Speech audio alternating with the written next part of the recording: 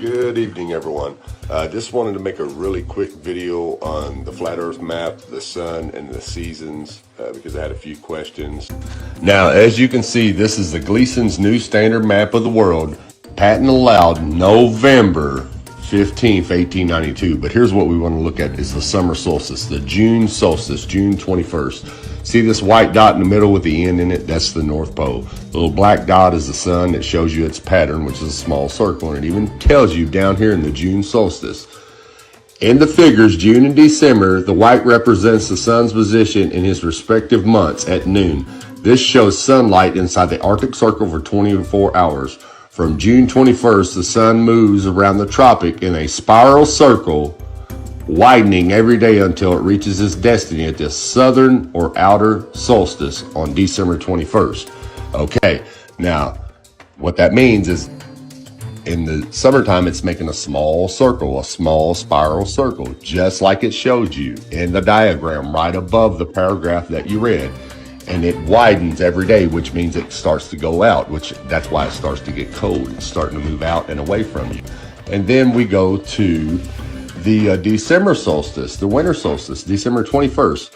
Now notice how the sun is out wide from the North Pole. It's making a wide spiral circle from this close spiral circle as you see here. Now let's look down underneath the diagram of the map and see what it tells us for December solstice. Okay, on December the 21st, the sun moves around the Tropic of Capricorn, and during the daylight up the southern portion the Earth from the Arctic Circle to some portion of Antarctica ice.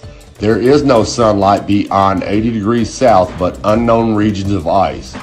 And on the 23rd of December, the sun commences his northward journey again, returning to his starting place, and thus completes his seasons. Okay, now as you can see, even the map itself tells you that the sun rotates, not the Earth. Now let's move on.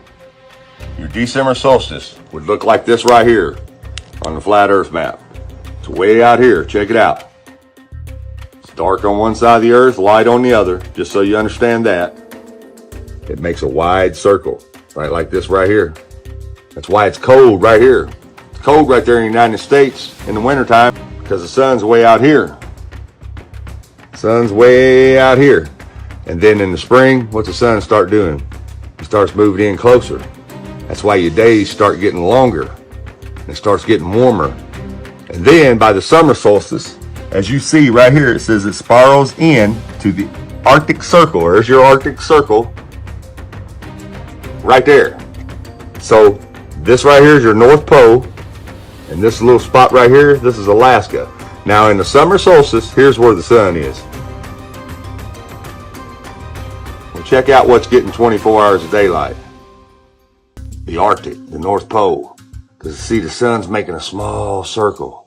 That's why daytime is longer in the summertime right here in the United States. Because it doesn't take the sun very long to come back around. That's why you have short nights and long days. And then as the sun starts to go back out to its winter solstice, what's it start doing? Nights start getting longer and the days get shorter and starts getting cooler and colder, right? Until the sun goes all the way back out to the ice, and then it's cold again. I mean, this is a no-brainer. Why do you think birds fly south for winter? Why do you think fish in the sea migrate south for the winter? Because they're following the sun out. And when the sun comes back in, they migrate back north because they're following the sun back in. That'd be impossible on a spinning ball with the sun 93 million miles away. They follow the sun out and they follow it in. And the seasons prove that also. That's why when the sun's moving in, all the vegetation starts coming back to life, right? And then as it moves back out in the fall, everything starts dying again because it lives off of that sun. And if it were 93 million miles away, it would be impossible for that to happen. And there's nothing 80 degrees south. No sunlight, nothing there past 80 degrees south. Because that's nothing but unknown regions of ice. Just like the map told you. And the map also tells you that the sun commences his northward journey again, returning to his starting place, and thus completes his seasons. meaning that the sun makes a complete circle and starts over again, just as the Bible says. Their line is gone out through all the earth, and their words to the end of the world. In them hath he set a tabernacle for the sun, which is as a bridegroom coming out of his chamber, and rejoiceth as a strong man to run a race. His going forth is from one end of the heaven, and his circuit unto the ends of it.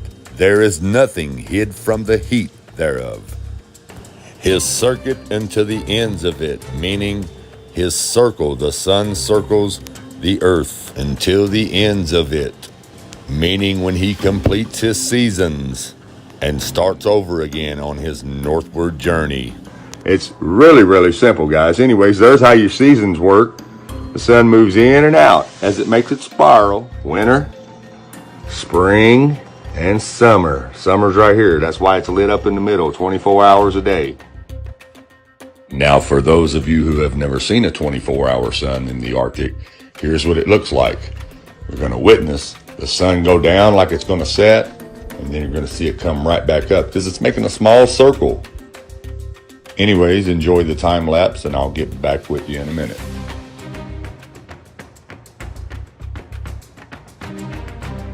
Now, let me speed this up for you just a little bit more to give you a better understanding.